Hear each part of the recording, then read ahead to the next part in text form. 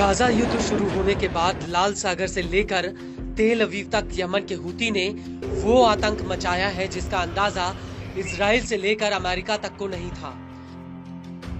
शुरुआत में हूती ने लाल सागर में जब हमले शुरू किए तो उस वक्त अमेरिका और इजराइल ने हूती को काफी हल्के में लिया और इसका नतीजा ये निकला कि देखते ही देखते हूती लाल सागर में आग बरसाने लगा और हूती ने अभी तक लाल सागर में 2 मालवाहक जहाजों को डुबो दिया, जबकि एक जहाज अभी भी उसके कब्जे में है। इसके अलावा हूती के हमलों में कई जहाजों को भारी नुकसान हुआ है। हूती ने लाल सागर में 100 से ज्यादा हमले किए।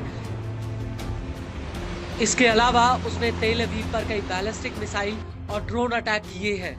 लेकिन इस सब के बीच अमेरिका हूती को बार बार काबू करने की कोशिश कर रहा है, लेकिन हूती अभी भी उसके शिकंजे से बाहर है। और अब इसी कड़ी में अमेरिका और ब्रिटेन ने एक साथ मिलकर 17 दिसंबर 2024 को यमन के भीतर हूती के सैन्य अड्डों पर कई हवाई हमले किए थे। इन हमलों को लेकर हूती के टीवी चैनल अल मसीराह का कहना है कि अमेरिका ने यमन की राजधानी सना में अल अर्दी परिसर पर हमला किया। हालांकि इन हमलों से पहले हूती ने तेल अवीव पर फिलिस्तीन 2 बैलिस्टिक मिसाइल से हमला किया था, जिससे पूरे तेल अवीव में भगदड़ जैसे हालात हो गए थे।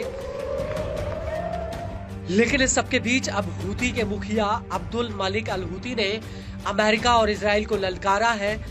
दरअसल अल हूती ने लेबनानी न्यूज एजेंसी अल मायादीन को एक इंटरव्यू दिया है, जिसमें उन्होंने कहा कि हम पिछले 10 सालों से अमेरिका और उसके सहयोगियों का सामना कर रहे हैं। हमें उनकी परवाह नहीं है।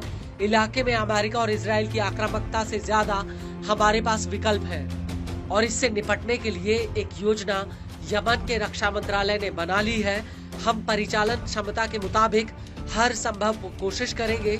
रक्षा मंत्रालय और हमारे बहादुर लड़ाके किसी भी कार्रवाई से नहीं डरेंगे।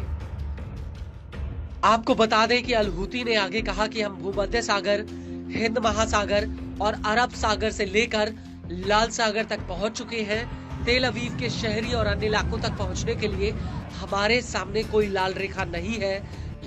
जब तक इजराइल हमारे लोगों के खिलाफ गाजा में नरसंहार जारी रखेगा, तब तक हम अपने हमले जारी रखेंगे।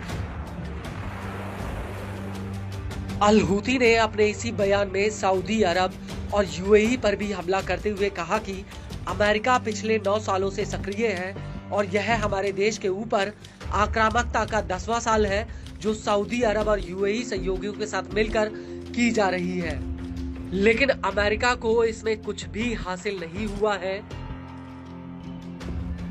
आपको बता दें कि अमेरिका और ब्रिटेन ने 17 दिसंबर 2024 को यमन के भीतर हूती के रक्षा मंत्रालय पर हवाई हमला किया था और इस हमले से पहले अमेरिका और ब्रिटेन ने हज्जा प्रांत के मिदी जिले के बहिसी इलाके में कई हवाई हमले किए थे और इन हमलों से पहले भी अमेरिका ने 15 दिसंबर 2024 को यमन के होदियादा के अल तोहता जिले पर एक एयर स्ट्राइक की थी।